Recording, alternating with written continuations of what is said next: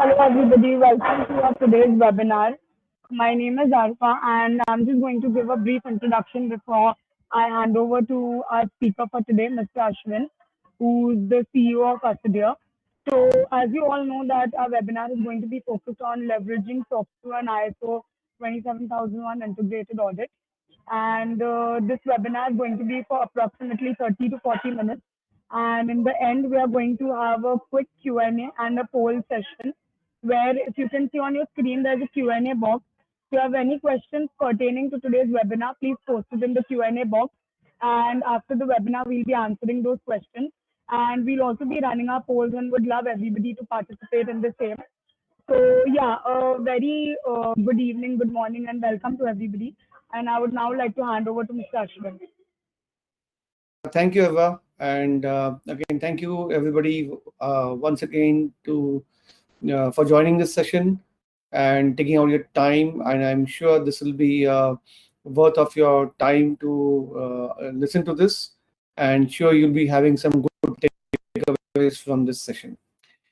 This is going to be interesting, although it is a little short session because we today would like to discuss on how we can save time and cost by leveraging the two audits. That's the topic for today. So we should be doing up a little early today and save you some of your time. And let's start then. So I guess everybody can see my screen, right? Eva, you can see the screen, right? Yeah, it's visible. Okay, good. So our topic, as said, is the leveraging the integrated audits of SOC 2 and ISO with the updated version 2022. So we're going to have a quick introduction about who we are, what we do. And of course, the next topic is the SOC 2 and ISO audit approach and the benefits for that. So quickly, many of you may already know us. We have a CPA firm based out of Denver, Colorado, and an ISO IEC certification body focusing on data security and privacy audits. Only about 15-20 companies worldwide do both SOC and ISO certifications under one brand. We are one of them. We also listed with the PCOAB as well as Cloud Security Alliance for the CSA Star audits. So recently, we have also focused a lot on our training program. We launched our own automated training portal where we are offering some of our own training programs on the cloud pen testing, which covers AWS, GCP, and Azure. And we also do the ISO compliance audits on our training program, which is now getting a lot of traction. The lead auditor for 2022 and the PIMS training program have already been launched. We are shortly launching the 22301, the CSA Star, and many other programs in the next 1 or 2 months. And good news I would like to announce is recently we also became an authorized training program for Amazon AWS. So most of the Amazon AWS programs for learning and test certification will be offering on our program, and our clients and others can utilize this benefit and get in touch with us should you need any of these. So many of you know me. I am Ashwin. I've been in the cybersecurity industry since the year 2002. I am a CPA and an MBA myself, and having some security certifications from ISACA such as CISA, CISM, CDPSC, and of course Cloud Security Alliance, CCSK, and I'm of course also certified as CISSP and other certifications such as ITIL and PMP. I've been mostly in the compliance domain, but also done some technical audits, SCADA audits, cloud security audits, where we focused for the last 8-10 years. I also have some media and presentations and some articles published in the media. There is a link, and all these also available on my LinkedIn, should you wish to connect with me if you're not connected already. So let's look at some of the aspects of the SOC 2 and ISO integrated audits. We all know that these two are the most important third-party attestations and certification, and widely used for third-party vendor compliance. We all know SOC 2 uses the Flexible criteria, about 5 criteria we already know: security, availability, processing integrity, confidentiality, and of privacy. Right. So it is implementation of the controls design plus the operating effectiveness. The system description is used as a base for attestation.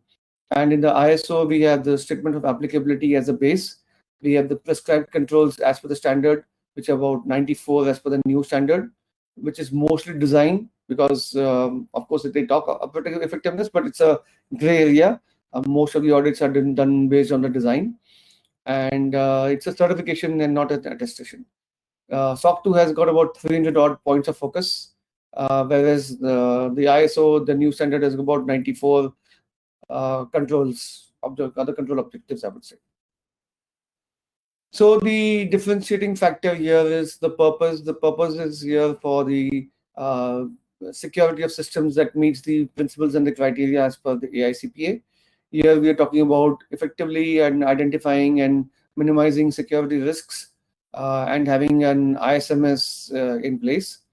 The framework is based on for SOC 2 is based on the Trust Services Criteria 2017 as of recent, and of course on the COSO risk principles. And the ISO is based on the international standard ISO, and of course the risk plan to check PDCA model. For the requirements we talked about the 5 criteria we have mentioned here. And for the ISO, we are looking at the ISMS itself to be implemented and managed. The applicability for SOC 2 is now global, and also the ISO certification is global, with various certification bodies and accreditation bodies worldwide.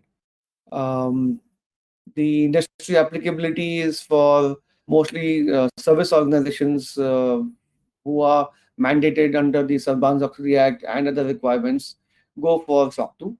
ISO is mostly voluntary and mandated by, again, vendor compliance, and that is what is being used by organizations of various sizes in the industry. For SOC 2 is the attestations are done by CPA firms, and for ISO is done by a certification body under the accreditation body. And the duration for SOC 2 type 1 is a point in time, which takes about 1 or 2 months to implement an audit. The type 2 is for minimum 6 months and maximum 12 months of duration.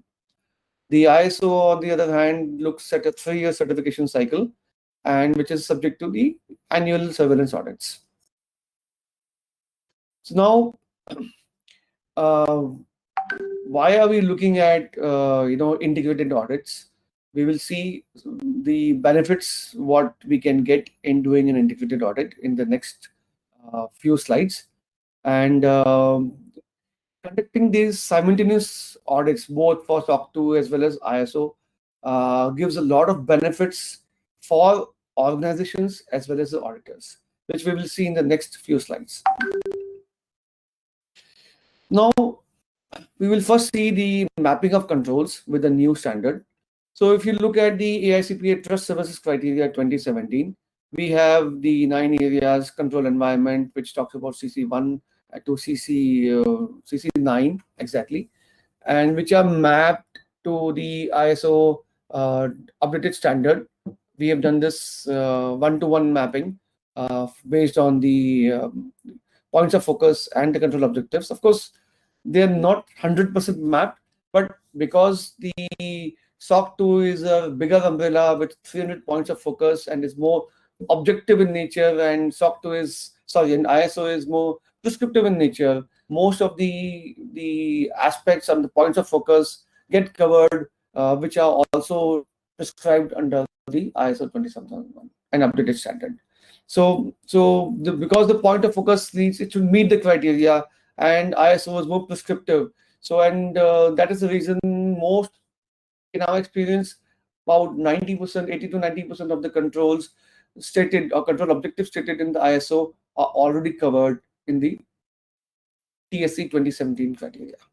So, and this is the one-to-one mapping that we have done from the AICPA TSC perspective to the ISO perspective. The mapping is done in that way.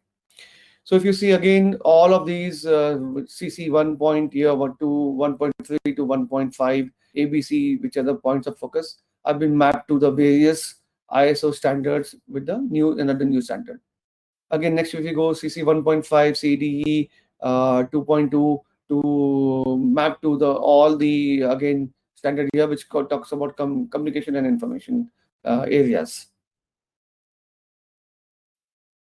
Next is the again communication information 2.2 F2 6.8 and so on. So this 2.2 FGH are the points which we have provided internally based on the various points of focus as under the TSC. So again, risk assessment, when you come to risk assessment, 3 point onwards, this is all mapped under the ISO new standard. All of the standards are mapped somewhere or the other in the required standards. So I won't take much time on this, and I will jump directly to our main subject, also the timing and how we can leverage the advantages in the saving of time for doing both the audits together. Because monitoring activities are covered here, and control activities also covered. Again, logical and physical access controls also get covered.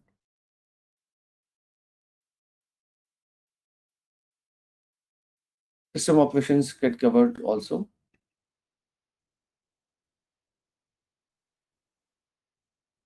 Risk mitigation is also covered, right? So CC1 and CC9, we have come to the end, almost end, which is talks about CC9, which is the security criteria. So we have only looked at the security criteria itself, which covers almost every aspect of the ISO 27001-2022 standard.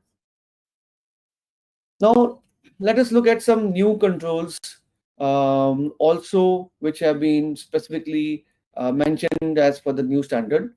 Threat intelligence A5.7, which are already covered under CC3, CC5, CC7, A 1.1, 1.2, and 1.30 as mapped.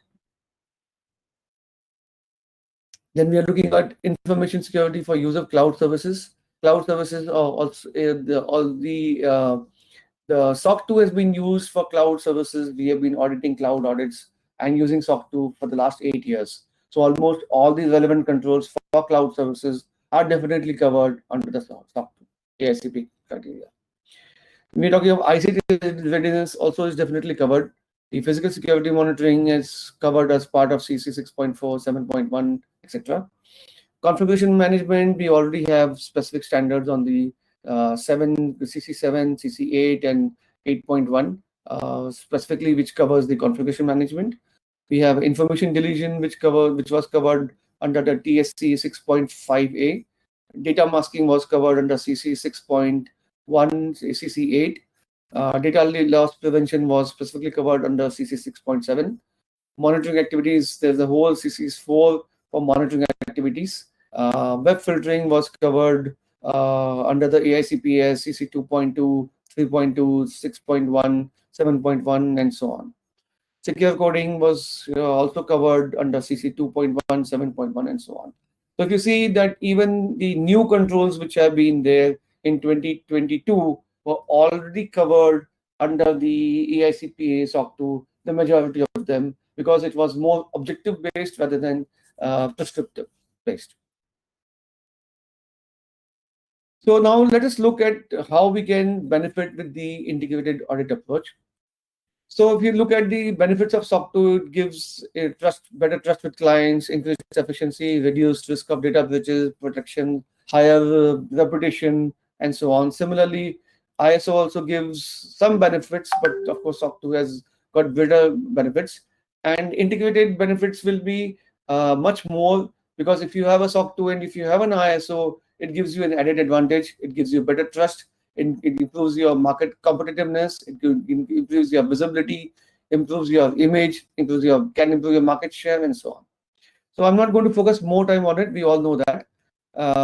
So when we do a SOC audit and we do an ISO audit, so what the auditors look at. So this whole presentation and the next few slides is based on our experience in doing the SOC 2 audits as well as doing the ISO audits combined. So we have several customers of ours to whom we do the SOC audits and as well as the ISO audits under one single audit team.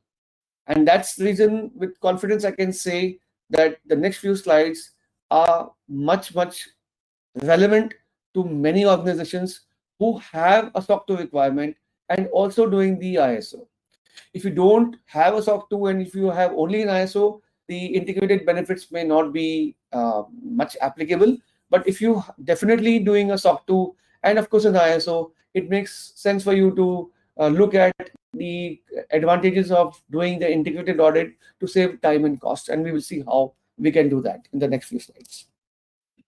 So if you see the CC1 to CC9 from the security criteria here, and which is we just discussed all which were mapped to the ISO standard. This is what we look at, and from a SOC 2 perspective, all the artifacts, all the evidences, all the information is collected from the auditors, reviewed, and discussed, deliberated upon.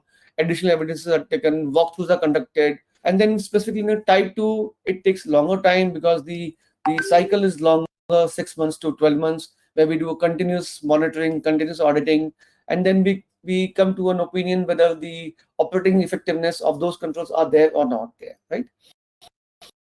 And that is what it is, an exhaustive process which encompasses the entire period, which is 6 months or 12 months, which we periodically review in the depth for all of the evidences.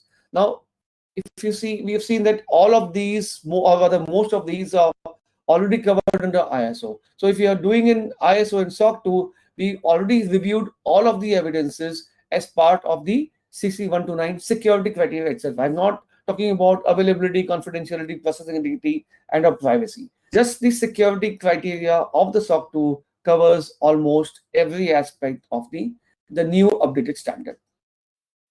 There are additional requirements from the ISO, such as the ISMS manual, ISMS issue register, role assignment register, statement of applicability, management objectives and the objectives register, communication matrix. Okay, specifically fine. Communications is also covered here. It's fine.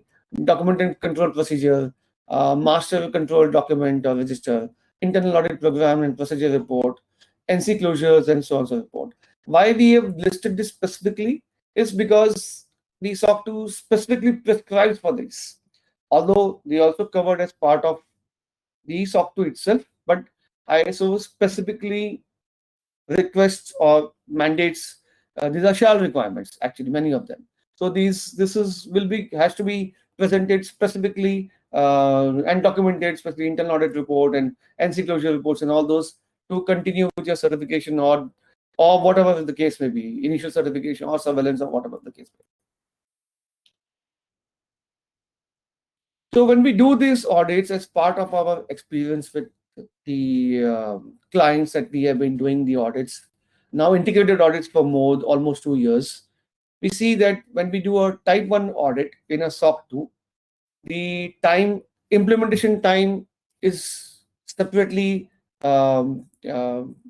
displayed here, which we are not going to consider from the savings perspective, because implementation could be for ISO, for SOC 2 both, it could be a one-time activity. But when you're upgrading, it could continue to do so. But for the savings and for the integrated approach, we have not considered the implementation time per se for now.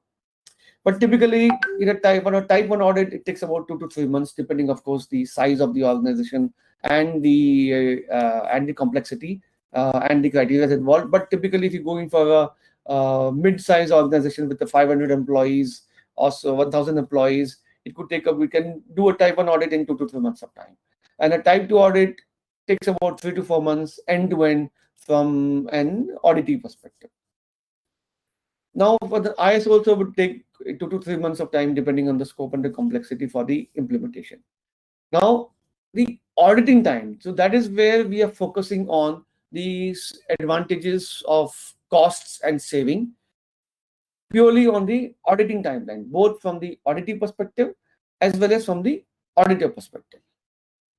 Now, typically we see that in a type 1 audit, it takes 1 to 2 man-months for an audit. And then a type 2, it takes about 2 to 3 man-months for the completing the audit from an auditee perspective.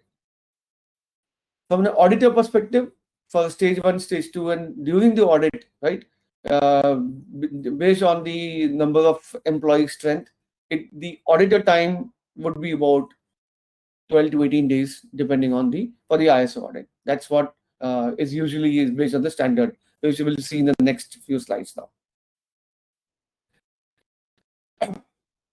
So the process for audit, before audit, and during the audit, there is a overlap somewhere, but of course it involves in updating policies, sharing all those updated policies, ISMS manuals, collecting evidences, trainings, and implementation, and security monitoring, depending on the scope and depending on the applicability, SOA and the criteria what you have selected. Of course, it will change, but evidence review, VAPT reviews, access reviews, and all of those evidences gathering have to be done before the audit as well as during the audit. They have to be evaluated, reiterated upon, deliberated upon, reproduced, doubt clarifications, walkthroughs. All of those uh, activities are involved, which you all are in the similar field. So I don't want to tell you more details. You already know all about that, but it's just for information purposes here, that all of these activities would be covered as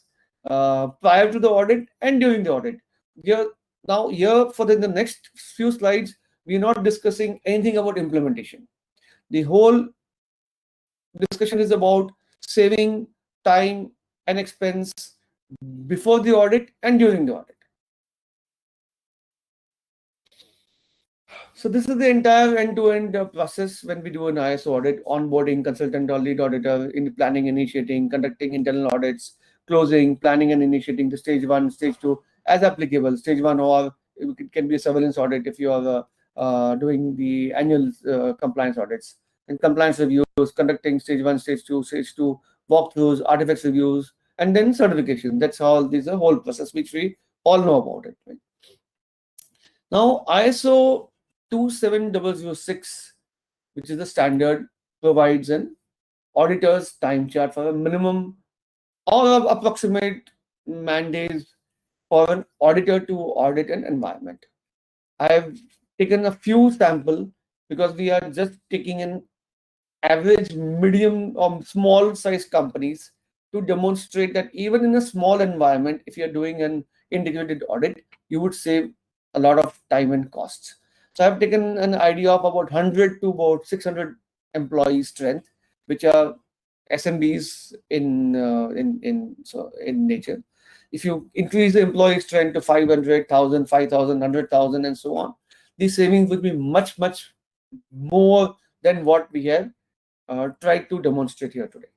Right? So the auditor's time is about 12 to 18 days I have taken for now, just for calculation purposes. In the earlier slide here, 12 to 18 days, which is based on this table. And even in the next slides, about I have taken the pre-audit time and averaged audit time, averaged out to about 21 days based on this table at an average. Okay, now when we come to approximate time for either a SOC 2 and ISO time for an auditee, as I told you, for now I'm taking similar time for explanation purposes. It takes, we have seen in the earlier slide, it takes about 60 man-days, right? So about 2 man-months for an auditee to get ready prior to audits, right? To getting ready for the auditing itself. So that is prior to the audit. And then during the audit, because the auditor time itself, the team needs to spend the time with the auditor. If the auditor is going to spend about 20 man-days, there will going to be 2 members from each auditee team to attend to those auditors also, right? At least 2 members. So if you calculate those man-days, it takes about 60 man-days, 30 to 60 man-days, even time spent during the audit, right? And NCs and closing the NCs and reporting to NCs, and all that included here. So total time, if you see, and for a small to medium or minimum 100 to 500 employees organization, the total time required for an ISO or a SOC 2 audit end to end for a company is, I think, from 90 to 120 man-days. Anyway, that's the if you do it in the right spirit and do it in the correct way, it would take so much of time from an auditing perspective. Now, if you look at the time savings, if you do both the audits, so we are assuming that each audit would take so much of time, right? SOC 2 as well as ISO. So assume you're doing a SOC 2 audit in the month of March and you're doing an ISO audit in the month of, say, October, November, for example, or September. So two different auditors are coming, two different teams are coming, one from the SOC, and they will ask all those things to from you, so supply everything, and same thing from the ISO team will come, and they will try to get all the things again from you. So we are saying at least, right, the 30 man days of the ISO audit time, if you're doing both together, right, that may be saved sorry, so SOC 2 60 man days and ISO 30 man days. So out of 90 man days, the saving would be about 60 man days of time efforts from the auditee perspective is what we are envisaging here in a scenario from 100 to 600 employees strength who are doing SOC 2 as well as ISO together. Okay, this is a mandate saving, two people from the for participating in the audits prior to audit and during the audit, both the perspectives. So 60 man days is a saving effort by doing an integrated audit from an auditee's time perspective at a minimum. Now, if you look at a time saving for the auditor, right? So prior to audit, an auditor will take 1 or 2 days time to prepare for the audits, look at the evidences, go through the evidences, and during the audit, based on the 27006 chart that we have seen, it would be about 12 to 18 man days, depending on the size of the company, etc. And total about 20 man days is an auditor's requirement to spend for the auditing of an ISO. That's the standard, and that would be approximate 10-20% plus minus, depending on the justification and so on, and the complexity. But this is at least an auditor, ISO auditor would take for you to do this audit, right? About 20 man days. Now, if you look at the integrated audit savings time from the auditor perspective, SOC 2 plus ISO, if you're doing the same audit team and the same auditor does the SOC 2 as well as the ISO, there's a saving of about 20 man days from the auditor's perspective, which would be charged to you also as an auditee. If you're an auditee, you're a firm doing compliance of both SOC 2, the auditor's time, if you're having two different firms doing a SOC 2 and doing a ISO, you would be saving the 20 man days of time from the auditor and about 60 man days time that we see from your internal timeline perspective. So when we see the next slides, you will know that what is the savings. We can calculate that in the next slides. So the integrated audits will definitely help in organizations to save time and money, specifically in the area where cybersecurity professionals are scarce, getting expensive day by day. The idea is to leverage time, costs, and of course the controls in terms of people, process, and technology, integrate into one, do a single audit, and come out successfully in both the things in one single go with one single team. That is what we are portraying, and that is what we are doing to many of our customers who have used this approach, who have signed up with us for 3 years for the SOC 2 as well as the ISO, where we continue to do the audits for the ISO and SOC 2, and they are getting this savings advantages which are being passed on by us to our clients. So similarly, you can think about it. If you have a SOC 2 requirement, you have an ISO requirement, and of course we will see some of the other conditions also. But with an integrated approach, you will save man days of time, you will save cost, it reduces customer efforts, you will save all the extra time which can be used more effectively into your organization to improve upon the cyber maturity or any other areas that you may feel so. So as we've seen that there are certain conditions, of course, to make this successful. First is you should be having a need for a SOC 2, and of course ISO comes with it. Even if you don't need it, it makes good sense for you to get the ISO, because you get a better visibility, you can take a better market share, you can get a better trust, and so on. Now, both the audits need to be done at the same time. We can't be doing a SOC 2 now and doing an ISO after 3 months or 4 months or 6 months. It defeats the purpose. It defeats the integrated approach, right? And the SOC 2 and ISO 27001 auditor should be the same, and same team should be doing the audits. Otherwise, if you're going to be having different teams, different firms, different so-and-so, these advantages may not be applicable. So we have seen that time, the internal auditing team times, about 60 man days can be saved. The auditors, about 20 man days can be saved, which comes about 18 man days. If you're looking at 20 man days in a month, 20 working days in a month, right? This is 4 man months of effort can be saved in terms of cost. You can multiply that at the cost of your employee or consultant or whatever scale you have at into a US dollar pricing or INR pricing, or whatever currency or wherever part of the world you are, and see whether it makes sense for you to take this approach or not.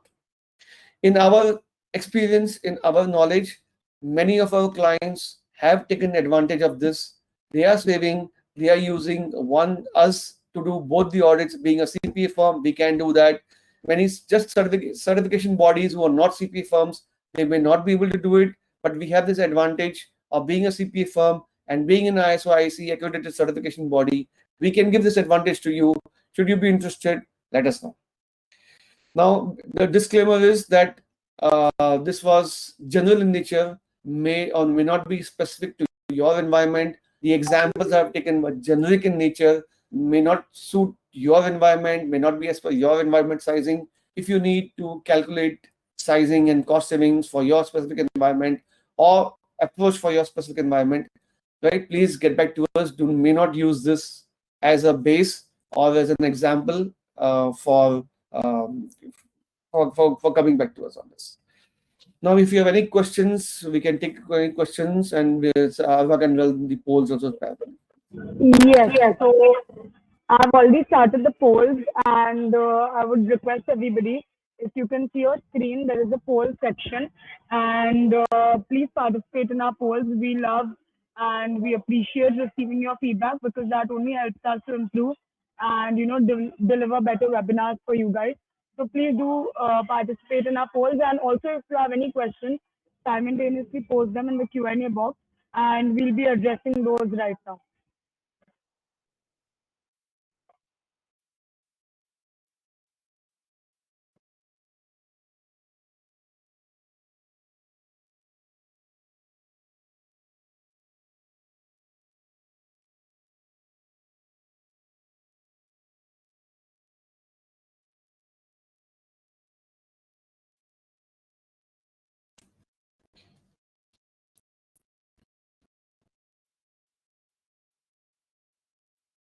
So while people are doing the polls, I have one question about. There's one question about management review meetings, etc., in the ISMS, which I did not cover specifically. Yes, I did not cover because I thought it was covered as part of the objectives, management of objectives, management review meetings, and all those aspects. I covered it at a high level. I did not go specifically, but all those aspects from the objectives of the management and the objectives of the company should be covered as part of the objectives itself. So, of course, management review meetings, even SOC 2 requires internal meetings about governance, and meetings about specific aspects and risk mitigation, monitoring, and all of those are broadly and high level covered as part of the SOC 2 also. Although ISO mentions that in a specific terminology of the ISO itself, which that is the reason we listed some of those aspects. Of course, all may not be mentioned, but we just covered at a high level. But the idea was just to understand at an understanding level and not to be prescriptive about each and every small aspect. So there's another question, say, what are the domains in which ISO 27001 2022 covers, which SOC 2 does not?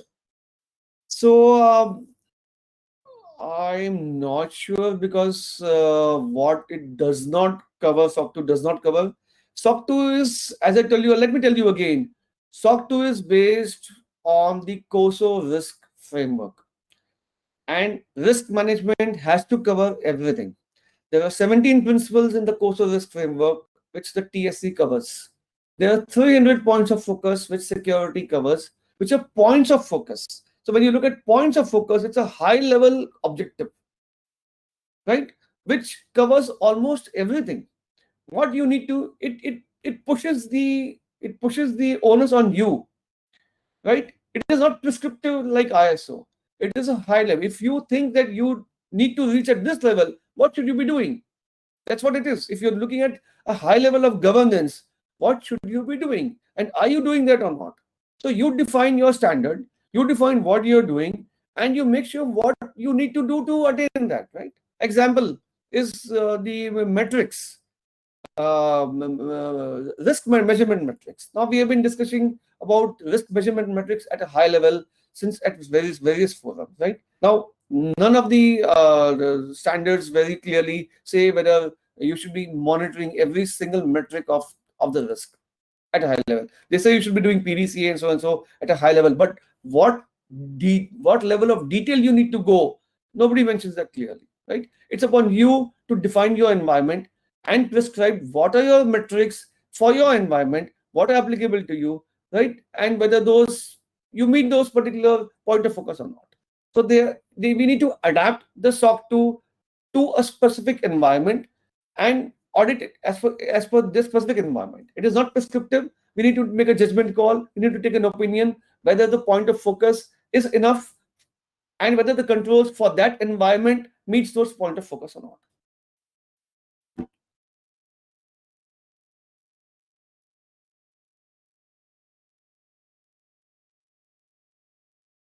Are we done with the polls, Parva? No, so a few people have still not participated. So I would just like to request if you guys have still not participated, kindly just participate in our poll. And also we'll wait for a few more minutes. So if you have any questions, please post it in the Q&A.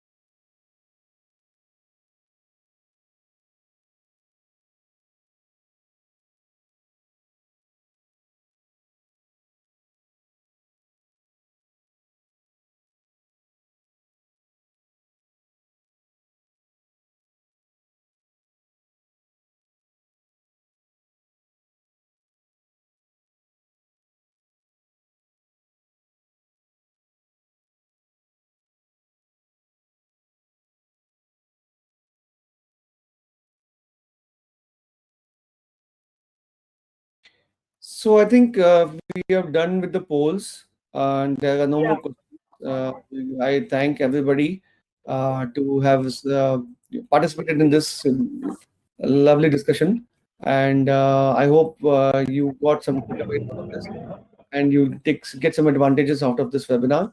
The webinar will be available. The recording will be available on the emails, and of course we'll be posting on YouTube also. But we don't share our presentations in the PPT formats to anyone. But it's available on YouTube. It's available as a video recording. If you have any questions, you can always get back to us for any specific points of discussion. And if you need our help on any subject, we'll be more than happy to discuss that with you. Alva, did we need to, did I forget anything? Yes. So just one last parting point from my side would be that do follow us on our LinkedIn and Instagram pages, and so that helps you stay tuned with the upcoming webinars. Most of you know that we do continuous webinars every month, so stay tuned with our social media pages, and that way you will always be updated with all of our upcoming webinars. And yeah, once again, thank you everybody for joining, and yeah, that's it. One final question. Somebody is asking for us to contact us on email. So our company's website is there, cda.io. info@sedio.io is our email ID. info@sedio.io. You can always mail us at info@sedio.io. All right. Thank you. Thank you very much. And thank you for joining. Thank you.